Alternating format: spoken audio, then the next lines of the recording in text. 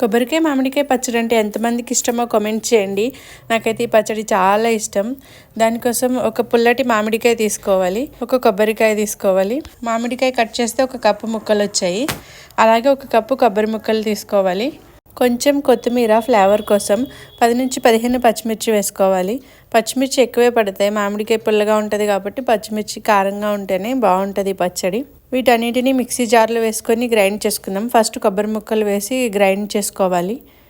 తర్వాత మామిడికాయ ముక్కలు, పచ్చిమిర్చి, కొత్తిమీర వేసుకొని తగినంత సాల్ట్ వేసుకొని మిక్సీ పట్టేసుకోవాలి. మొత్తం చూడండి, పచ్చడి రెడీ అయిపోయింది. ఇప్పుడు దీనికి తాలింపు వేసుకుందాం.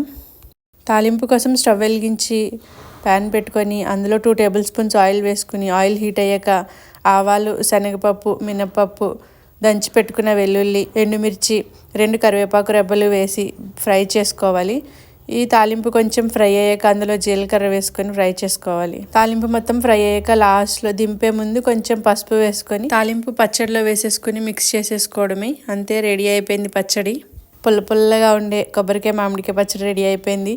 ఇది అన్నంలోకి కానీ దోశ, ఇడ్లీలోకి కూడా చాలా బాగుంటుంది. ఒకసారి ట్రై చేయండి. రెసిపీ నచ్చితే లైక్ చేసి ఇంకా మన ఛానల్ని ఎవరైనా సబ్స్క్రైబ్ చేసుకోకపోతే సబ్స్క్రైబ్ చేసుకోండి. Thanks for watching.